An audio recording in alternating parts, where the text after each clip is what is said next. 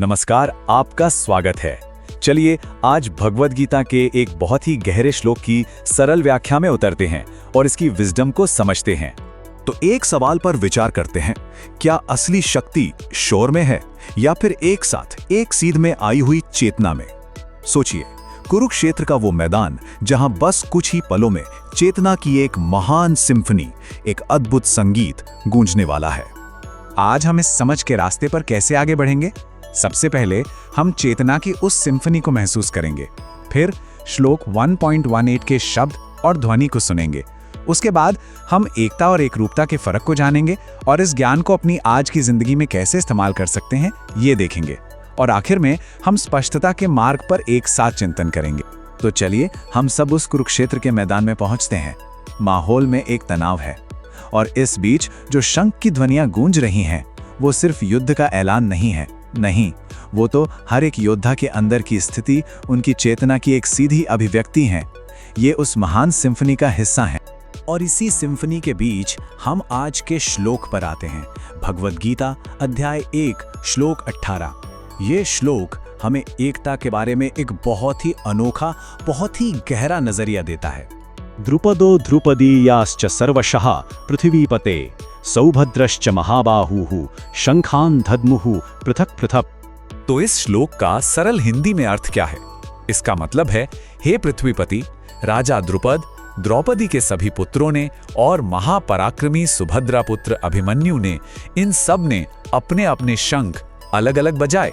For those who prefer English, it simply means King Drupada, the sons of Draupadi, and the mighty armed Abhimanyu all blew their conch shells, each one separately. तो ये तो हुआ इसका शाब्दिक अर्थ, लेकिन जैसा हम जानते हैं गीता का असली ज्ञान शब्दों के पीछे छिपा है। तो चलिए अब इसके गहरे आध्यात्मिक और योगिक इंसाइट्स को समझते हैं।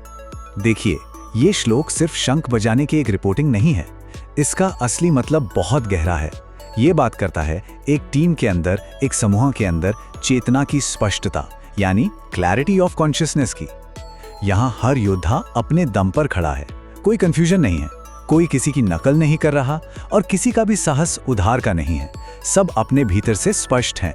और इस श्लोक की जो आत्मा है ना, वो छिपी है इन दो शब्दों में, पृथक पृथक, यानी अलग अलग। अब अलग अलग का मतलब यहाँ बंटवारा या डिवीजन बिल्कुल नहीं है। इसका मतलब है व्यक्तिगत स्पष्टता।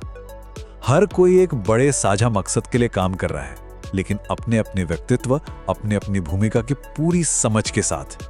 यही असली ताकत है।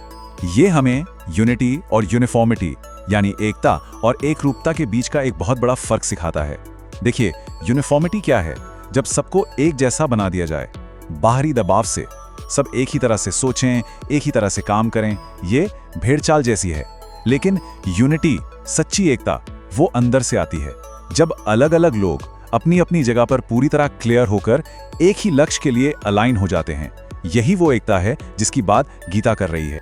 और देखिए कितनी खूबसूरती से इस श्लोक में किरदारों को चुना गया है। ये सिर्फ नाम नहीं है, ये प्रतीक हैं। राजा द्रुपद वो अनुभव और स्थिरता का प्रतीक हैं। द्रौपदी के पुत्र वो संघर्ष से पैदा हुई शक्ति को दर्शाते हैं। और फिर हैं अभिमन्यु, जो निडर, युवा चेतना और भविष्य के नेतृत्व का प्रतीक है। एक बैलेंस टीम में इन सबकी जरूरत होती है ना? तो ये हजारों साल पुरानी बात आज हमारे लिए, हमारी मॉडर्न लाइफ के लिए क्या मायने रखती हैं? चलिए इस एंशिएंट विजडम को आज की चुनौतियों पर लगाकर देखते हैं। यहाँ शंख का प्रतीक भी बहुत गहरा है। योग में एक सिद्धांत है नाद ब्रह्म, यानी साउंड एज कॉन्शियसनेस। ध्वनि सिर्फ एक वाइब्रेशन नहीं है, ये हमारी चेतना का, हमारे अंदर की स्थिति का एक सीधा रिफ्लेक्शन है। सोचकर देखिए, असल जिंदगी में भी तो ऐसा ही होता है ना? हम जोर से चिल्लाने वालों से ज्यादा उन पर भरोसा करते हैं जो शांत और स्पष्ट बोलते हैं, क्योंकि उनकी आवाज में उनकी चेतना की स्थिरता झलकती है। तो ये श्लोक आज के हमारी समस्याओं का हल कैसे देता है? मान लीजिए किसी टीम में कंफ्यूजन है, सब एक दूसरे को कॉपी कर रहे हैं, तो गीता का इंसाइट क्या है? अलाइन्ड रहो, आइडेंटिकल नहीं। एक सीध में काम करो, पर एक जैसे बनने की कोशिश मत करो। या फिर किसी को भीड़ से अलग खड़े होने में डर लगता है, तो ये श्लोक याद दिलाता है कि आपका जो यूनिक रोल है, आपका जो अपना धर्म है, वही आपकी असली ताकत है। और बात जब लीडरशिप की आती है, तो ये श्लोक अहंकार से भरे नेतृत्व को चुनौती देता है। ये कहता है, अनुभव, ऊर्जा और युवा जोश के बीच एक संतुलन बना। तो हम अपनी चर्चा के अंत की ओर बढ़ रहे हैं। इस पूरे श्लोक का सार क्या है? इसका निचोड़ है स्पष्टता का मार्ग, द पाथ टू क्लैरिटी।